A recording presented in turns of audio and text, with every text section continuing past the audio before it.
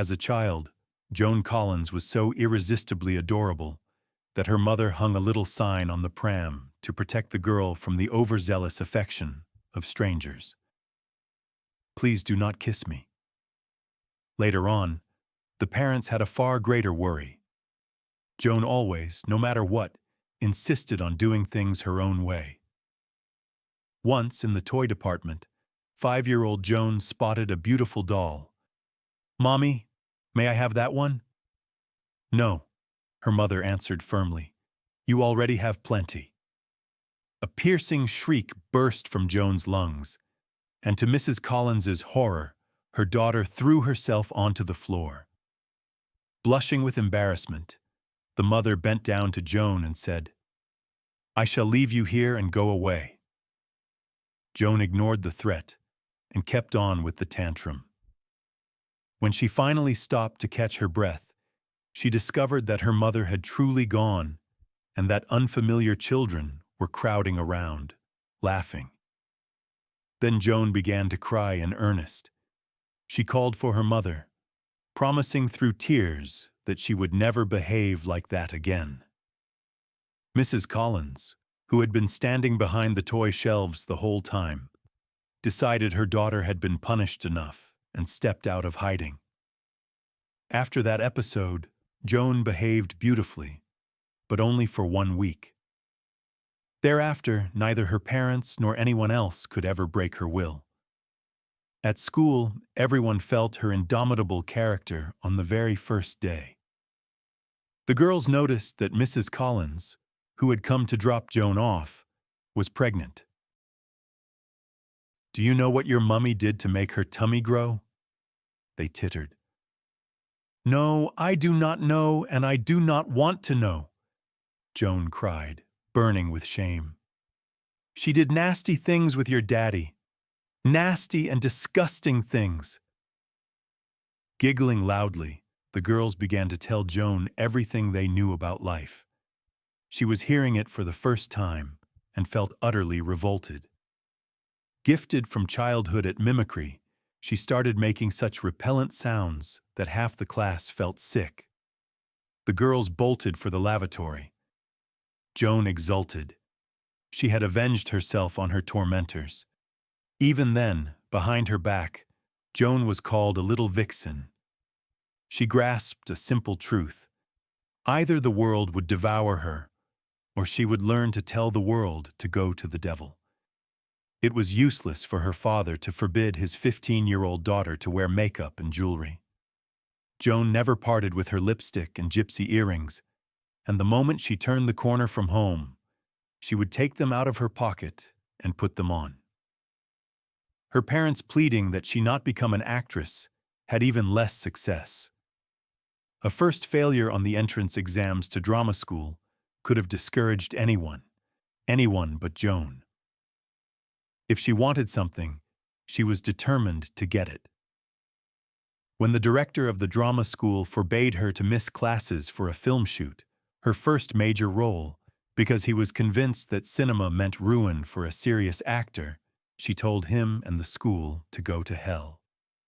And she was right. Newspapers began writing about Joan, calling her England's answer to Marilyn Monroe. True, at 16, Joan had not yet completely shed her bookish romantic ideals. She still adored Dickens and the Bronte sisters. One of her childhood idols remained the actor Maxwell Reed. Seeing him in the flesh on a set, Joan could not believe her luck. The hero of girlish dreams had noticed her. She felt a bit self-conscious that she still had only the vaguest idea of intimate relations between a man and a woman, and Reed was the first to introduce her to that side of life. The lesson brought her nothing but disillusionment. During a date, Max slipped something into her wine and, with her stupefied, forced himself on her. Many years later, at 60, Collins recalled the episode, which she believes overturned all her assumptions about men. Every fourth woman is subjected to violence at least once in her life. Is that not a terrible indictment of the entire male tribe? Even as a young woman, I understood that you do not need a man in order to be happy. From the outset, life somehow refused to go the way Joan wanted. Very well then. Out of spite, she would become a bad girl. Her mother insisted that good girls, if they had done it, absolutely had to get married. Joan agreed to marry Reed, but she turned the wedding into a full-blown scandal. On the eve of the celebration, the bride announced in an interview, "I have no intention of having children, cleaning house, or cooking. That is what housemaids and silly hens are for." Staid, respectable England was shocked, and the press began to pick the bones of the young avant-gardist. Egoist! What sort of woman is she if she does not love to cook, clean, and iron? She does not want children. Who is she after that, anyway? Joan kept giving new interviews, cheerfully scandalizing the public with her uninhibited candor. Roles of bad girls rained down on her like manna from a horn of plenty. If in life she still wondered whether a girl could see more than one man at the same time.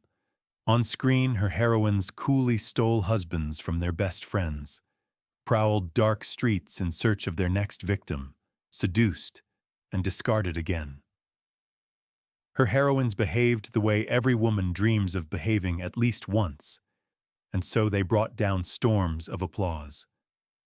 How astonished Joan was when Signor Renato Castellani, the celebrated Italian director, invited her to play Shakespeare's Juliet.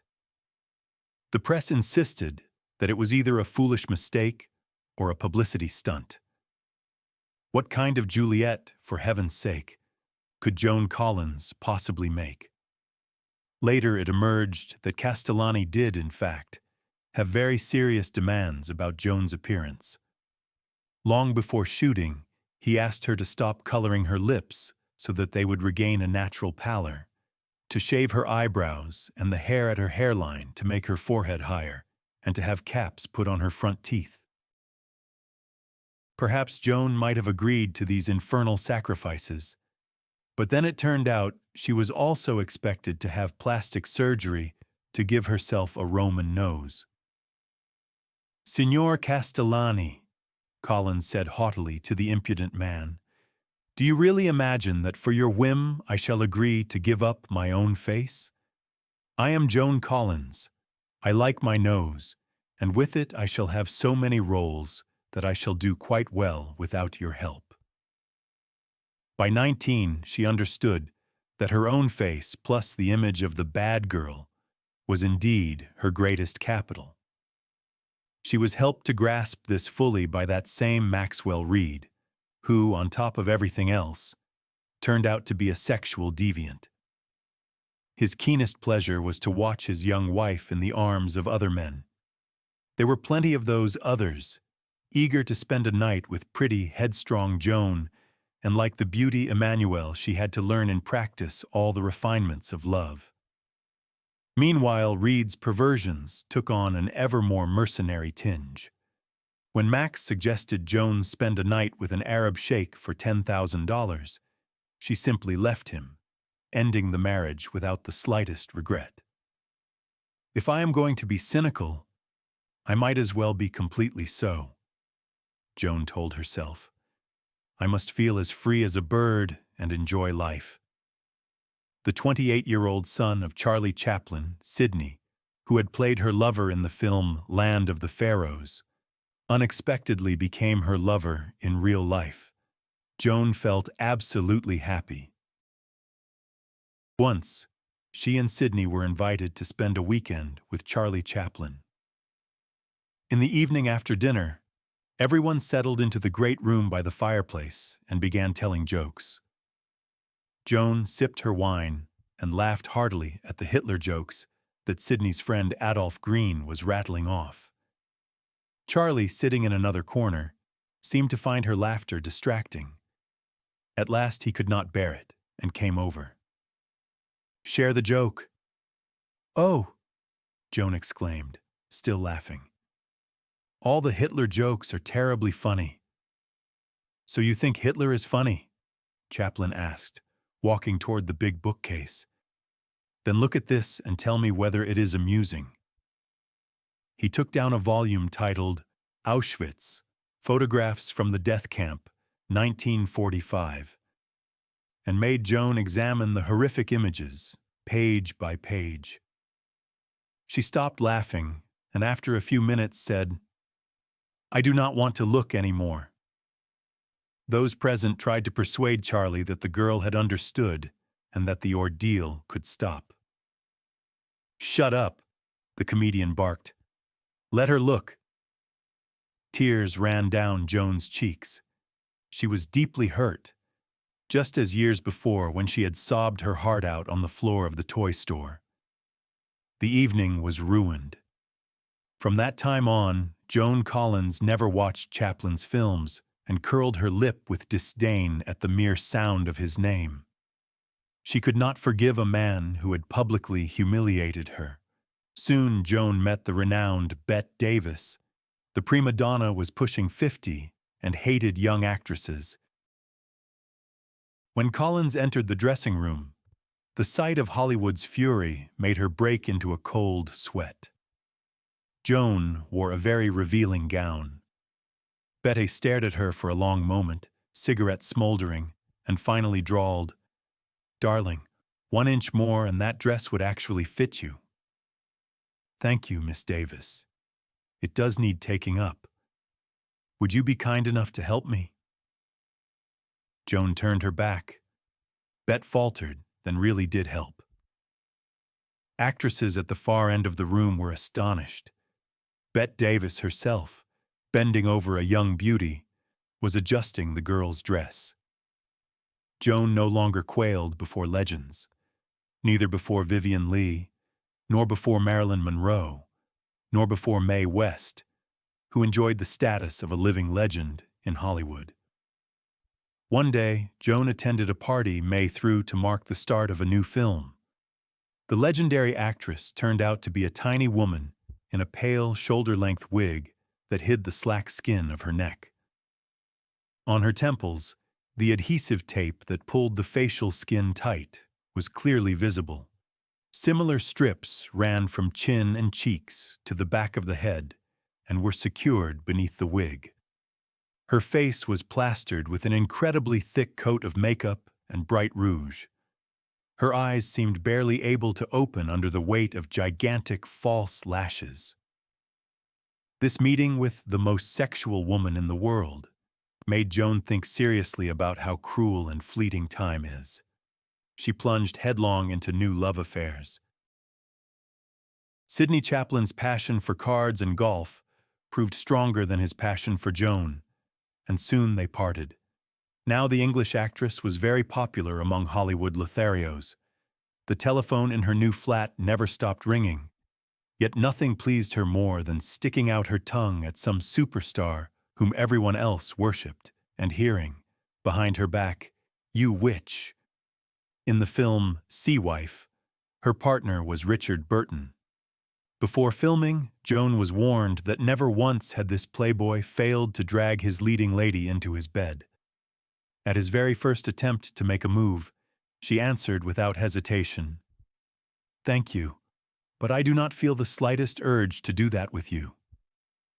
Such a categorical refusal reinforced her reputation as the leading witch of Hollywood, and infuriated Richard, who did not speak to Joan for the rest of the shoot. Joan also withstood the charms of Marlon Brando, a knight with whom other actresses would have considered a prize. And Frank Sinatra, who once telephoned and offered to send a plane for Joan, slammed down the receiver in a rage after her barbed reply. She embarked on a serious romance with the very man no one expected to see at her side, Warren Beatty. In Hollywood, Warren was notorious for a perpetually empty wallet, and everyone was sure he had no bright future. Joan did not care. "I choose whomever I want," she said, and she announced her engagement to Beatty. The wedding, however, never happened. Many years later, Madonna, who was also one of Beatty's lovers, asked Joan, Is it true Warren slept with Vivian Lee? For some reason embarrassed, Joan answered, I do not know. Why would he tell me such a thing? He told me, Madonna said proudly. He has a remarkable knack for being with the right actress at the right time. Joan imagined Madonna and Warren lying in bed, gossiping about everyone they had ever slept with. In that moment, she saw herself as almost a romantic heroine. Now and then, Joan still recalled her parents' counsel. It was during one of those rare bouts of longing for loftier ideals that a thought flashed. Why do I not start a family? Soon, on a set in London, a handsome actor caught her eye, a man who seemed to fit the role of the father of her future children. So Joan married a thoroughly respectable fellow named Anthony Newley. They had a daughter, Tara, and a son, Sasha. A miracle occurred. The witch discovered that she loved the role of devoted mother, and she threw herself into family life. Women who met her pushing a pram in the park often asked, "Excuse me, are you Joan Collins?" "I used to be," she replied. "Now I am not." Joan's life became very monotonous, especially after the children grew and went to school. By day, she sat alone at home. From evening until late at night, she danced at some bohemian actors' disco. The scandals that once surrounded her were gone. The film world began to forget her. The good Joan Collins turned out to be of no use to anyone. "I adore my children. I take care of Tony," she mused. "But where am I in all of this?" She could not accept defeat. Soon after the family moved back to London, Joan left Tony and plunged into high society. Her next husband was the music producer Ronald Cass, a gambler and a drug addict. Their daughter Katy was born, and the enlarged family moved to Los Angeles. Hollywood, however, was in no hurry to take Joan back. She was already over 40, and the public had forgotten her.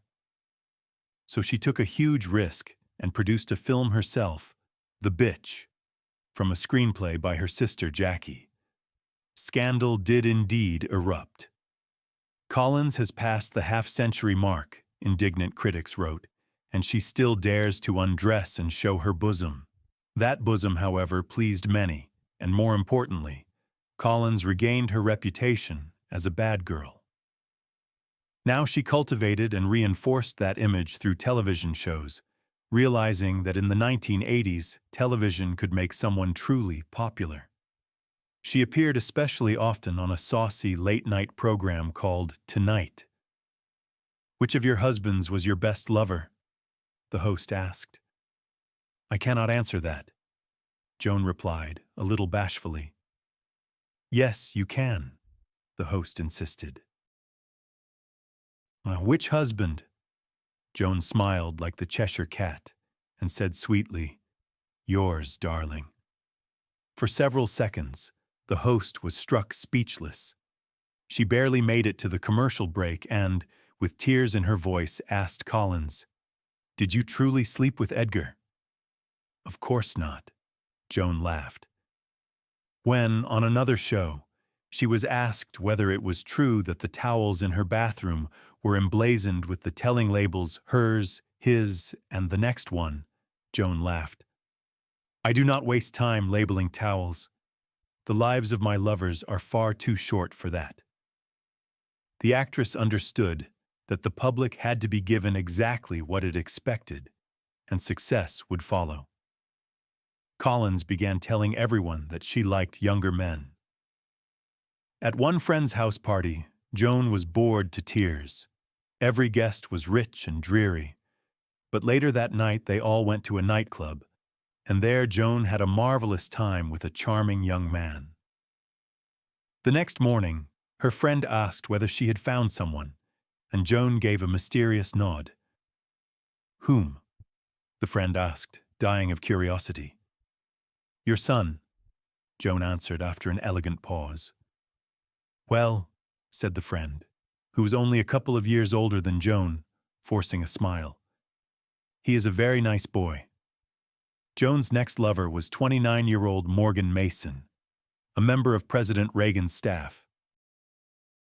At last, Joan landed her golden role, Alexis, the Divine Witch, in the television series Dynasty. Her heroine is a beautiful, strong woman who always gets what she wants, no matter the cost. She is vengeful, ruthless, unscrupulous, and she is also captivating, witty, and a born gambler. "To hell with the lot of you," Alexis says, slips on sky-high stilettos, and does exactly as she pleases. No one dares to stand in her way. You could hate Alexis, yet American housewives dreamed of being just as independent and free of every complex. Within weeks, Alexis became almost a national heroine, a new Scarlett O'Hara. American women loved the character so much that, in their minds, Joan and Alexis became one and the same. At times, the actress did not manage to get to the shops for a new gown and appeared at society events in Alexis's dresses, and no one was surprised. Collins now earned unimaginable money. First $50,000 per episode, then $80,000. She posed for Playboy, proving to the world that a woman past 40 can still be stunning. Madame Tussauds created a figure of Joan, or Alexis, for which she herself chose the outfit and the jewels. And then the unforeseen happened. Collins had become such a perfect embodiment of a bad woman that her children were shunned by their peers. Her younger daughter, Katy, suffered the most. Classmates never tired of teasing her. "We saw a photo of your mummy in the underground, and it said she is a bitch." One of the teachers could not stand it and phoned Joan to ask her to do something. Collins came to the school, where an assembly was arranged for her in the auditorium. She gave a rousing speech and tried to explain to the children what it means to be an actress. The pupils listened with mouths agape and then thrust their notebooks forward for her autograph. The troubles did not end there. Soon Katy was hit by a car. Doctors warned Joan to prepare for the worst. Joan nearly lost her mind. In everything she saw retribution for her cynicism. She moved into a trailer behind the hospital so that she could remain close to her dying daughter. For the first time in her life, this woman prayed to God and swore she would change. She abandoned her career for a long time, continuing only with Dynasty, and would not leave her child's side. Madame Collins began her new life by suing the journalists who incessantly called her a bitch, and she won the case. But problems at home remained. Her husband had become a complete drug addict. They separated, and Collins was left with a mountain of bills that Ron had hidden in a desk drawer. It turned out he had forged Joan's signature and taken out a huge bank loan in her name. To pay off the debts, she had to sell most of her property. A new marriage to a Swede, Peter Holm, brought yet another scandal. He took control of all her finances, and Joan received only 20% of her own income. He claimed he was investing in a business that would soon yield huge profits. When Joan learned that her money was paying all of Peter's expenses, including the upkeep of his young mistress, she immediately stripped him of financial authority and filed for divorce. Peter tried to squeeze money out of her in court and lost. After yet another divorce, Collins thought hard about why she was dogged with such relentless misfortune. When, after the royal film performance of 1984, to which she had been invited along with other stars, newspapers ran the headline, "The Queen Mother Meets the Queen of the Vixens," Joan decided to break for good with the bad girl image. Back in 1978, her first book, Past Imperfect, had been published and was well received. Now she wanted to return to writing, to change her life, even to confess all, in short, to become a good girl. By the way, this girl had by then entered her 6th decade, But who could stop Joan when she wanted something? Joan saw in the new year of 1988 with friends in Barbados. Behind her lay the dreadful divorce from Peter, but her writing career was on the rise. Midnight struck, glasses of champagne chimed, and at that very moment, glancing at one of those present, Joan realized that her New Year's wish was beginning to come true. Robin Hurlstone, a tall, fair-haired gallery owner, seemed to Joan the most attractive man she had ever met. The considerable difference in age troubled her at first, but not for long. Robin considered it a trifle. They were both in love with the French Riviera, and soon Robin found her a house there that Joan named Destiny. This year Joan Collins turned 64, and wonderfully, Robin is still with her. She writes novels, and they sell. She even won a case against the major publisher Random House, which had refused to pay her $2.5 million. What is more, not long ago Joan received a prestigious British award for survival. Joan Collins is indeed astonishingly resilient. The public that sincerely hated her for so many years now weeps over her simple novels. But Collins promises that this is not the finale. "My faith in myself conquers everything," she recently told journalists. "Slippers and the domestic hearth are not for me. In the theater, they say there is no such thing as a good third act. I shall prove the opposite. I have always known how to win any game." In short, as her favorite heroine Scarlett O'Hara used to say, tomorrow is another day.